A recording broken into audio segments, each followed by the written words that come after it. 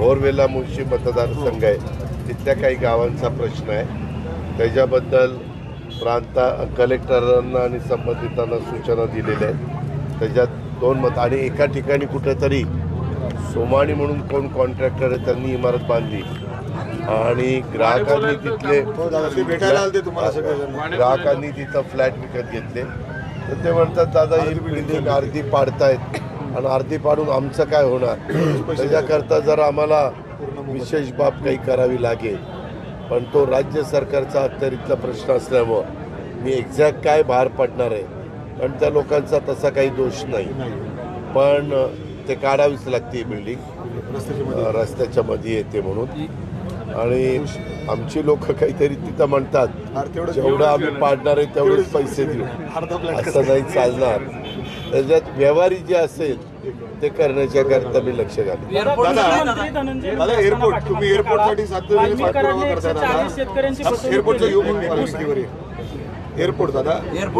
सगळ्यांचं लक्ष लागलंय, काय होईल पुढे आता? एअरपोर्टच्या करता मध्ये मीटिंग मुख्यमंत्र्यांच्या नेतृत्वाखाली झालेली आहे. मुख्यमंत्र्यांची इच्छा आहे, माझी इच्छा आहे, मुरलीधर मोहोळची इच्छा आहे, आमच्या सगळ्यांचंच म्हणणं आहे. थोडंसं काय होतं, कुठलाही जर प्रकल्प करायचा की काही नाही म्हणायचं इथं घ्या, काही नाही म्हणायचं नाही पलीकडे घ्या. म्हणून मी मगाशी म्हणलं की आता सरकारमध्ये काम करत असताना 95 लोकांचा फायदा कशात होतो ते बघून निर्णय घेतले जातील. कारण ज्यांच्या जमिनी जातात ते विरोध करणारच, ते 4-5% राहणारच. पण मॅक्झिमम जनतेला पुढं कायमचा 50-100 वर्ष त्या परिसराला त्याचा कसा फायदा होईल हा आमचा कटाक्ष. मीटिंग लावली कुठली? अरे मीटिंग नाही लावली बाबा. नायगावच्या बद्दल एक VSIचा प्लॉट आहे, तिथं वॉल कंपाऊंड करत असताना कुणी जरा अडवणुकीचं भूमिका घेतली म्हणून पोलीस ऑफिसरला पण चोपडे ॲडिशनल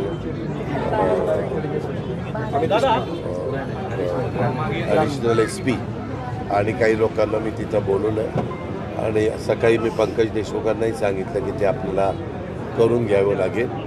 आता तिथं जाऊन स्पॉटवर बघितल्यानंतर माझ्या लक्षात येईल की का कोण विरोध करतं, अधिकारी प्रतिक्रिया. दादा, कृषी मंत्री जवळचं आहे सांगून पाठीमागील काळात वाल्मीकरांनी 140 शेतकऱ्यांची फसवणूक केली.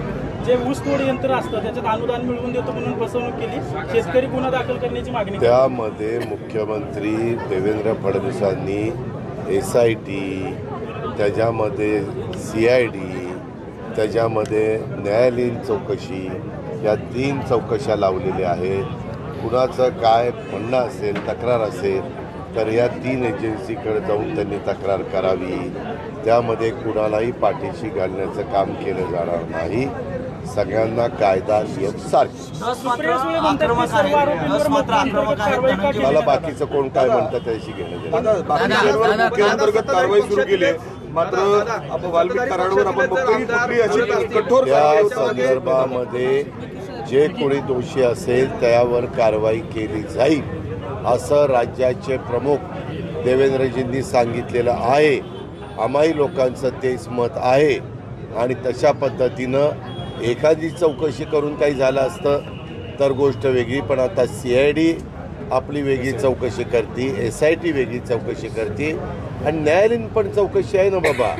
त्याच्यामुळे तिथं काही सरकारने काही कोणाला वेगळं काही ट्रीट करायचा नाही, सगळ्यांना कायदा सारखा.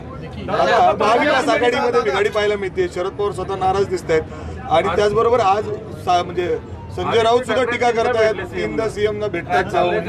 वेगळं मला महाविकास आघाडीचं काही माहिती नाही, महायुतीमध्ये आम्ही काम करतो.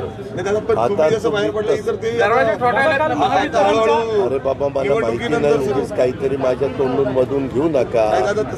मला महाविकास आघाडीचं माहिती नाही, महायुतीचं आणि सरकारमधलं जर काही असेल तर आपण विचारू शकता. धन्यवाद.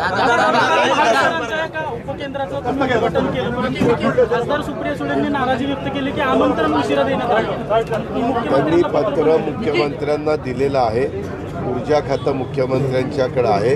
मुख्यमंत्री तपास म्हणजे माहिती घेतील आणि त्याच्यातनं कोर्टची योग्य कारवाई करतील. दादा वीज बिल पुन्हा एकदा वाढण्याची शक्यता आहे. दादा त्या संदर्भामध्ये कितीदा तेच सांगायचं, जे कोणी त्या एकंदरीत चौकशीमध्ये दोषी असेल त्या सगळ्यांवर कारवाई होईल. आजवर आरोप झाले, अनेकांवर आरोप झाले. त्या वेळेस त्या नेत्यांनी मंत्र्यांनी राजीनामे देऊन बाजूला झाले, चौकशीला सामोरे गेले. तुम्ही त्यांना पाठीशी घालतात अरे असं वाटत नाही बाळा, का? चौकशीला सामोरं गेलं, तुझी चौकशी केव्हा होईल? तुझं नाव आलं तर होईल ना. तुझं जर नाव नसेल तर चौकशी बळबळ तुझी करतील का रे? काय तुम्ही पण वीज बिल संदर्भात दादा वीज कठोर पावलं उचलावी लागतील तुम्हाला असं वाटतं? वाहतुकीच्या कोंडीच्या संदर्भात पत्रकार मित्रांनो, तुम्हाला माहिती आहे 2 दिवसापूर्वी मी सगळ्या अधिकाऱ्यांना घेऊन सर्किट हाऊसला बसलेलो होतो. त्यावेळेस काही डिपार्टमेंटचे लोक बोलवली गेलेली नव्हती, ती वाहतुकीशी संबंधित होती.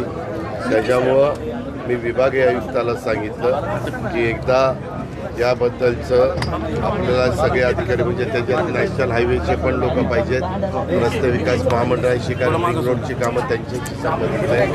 असे ज्या ज्या एजन्सीज आपल्याकडे काम करतात आणि ज्यांचा रोडशी संबंध आहे, आणि दोन्ही PMC PCMC commissioner, collector, CO या सगळ्यांनाच एकत्र घेऊन बसून काही ठिकाणी आम्हाला वन वे ट्रॅफिक करावी लागेल, काही बाबतीमध्ये आम्हाला ट्रॅफिकची अडचण येते. हे मधले डिवायडर आहेत, लोकांनी काही काही ठिकाणी स्वतःच्या सोयीच्या निमित्तानं तोडले आणि त्याच्यामुळे गाड्या तिथं वळतात. आत्ता पण मला इथं यायचं होतं डॉक्टर कुलकर्णींच्या स्वस्तिक पॉलिक्लिनिकला, तर मी पुढं जाऊन तिकडनं वळून आलो.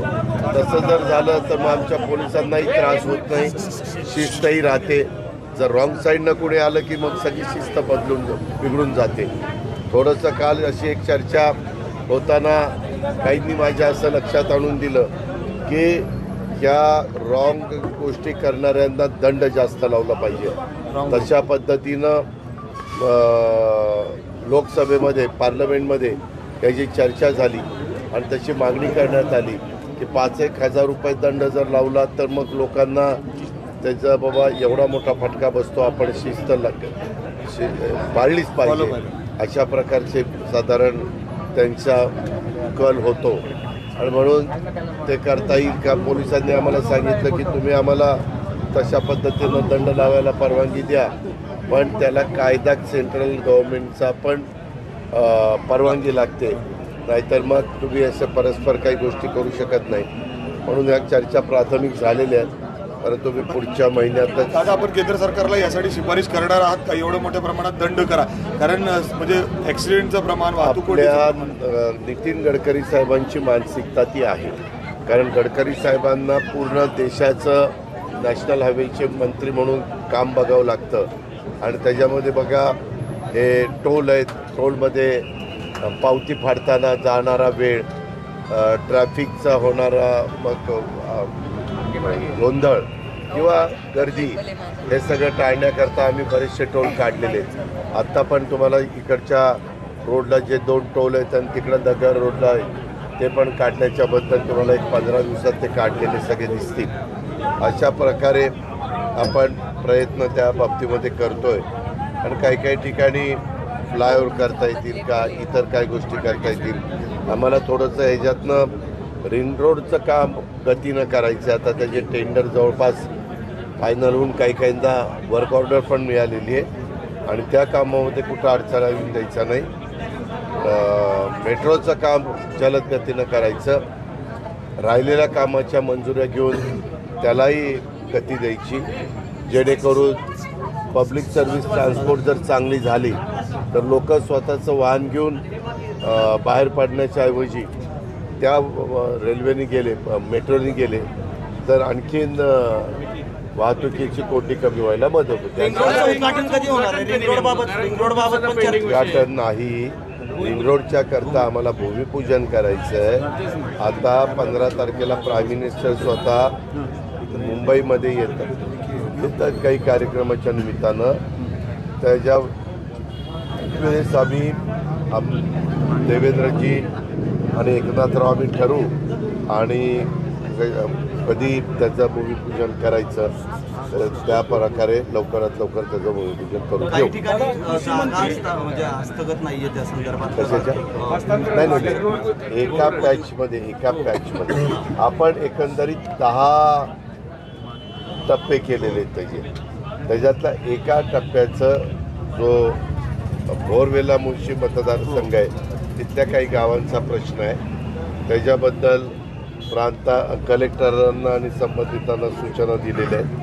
त्याच्यात 2 मत आणि एका ठिकाणी कुठेतरी सोमाणी म्हणून कोण कॉन्ट्रॅक्टर आहे त्यांनी इमारत बांधली आणि ग्राहकांनी ते भेटायला आलते तुम्हाला सगळेजण. ग्राहकांनी तिथं फ्लॅट विकत घेतले तर ते म्हणतात दादा ही बिल्डिंग अर्धी पाडतायत आणि अर्धी पाडून आमचं काय होणार त्याच्याकरता जर आम्हाला विशेष बाब काही करावी लागेल पण तो राज्य सरकारचा अखत्यारीतला प्रश्न असल्यामुळं मी एक्झॅक्ट काय बाहेर पडणार आहे कारण त्या लोकांचा तसा काही दोष नाही.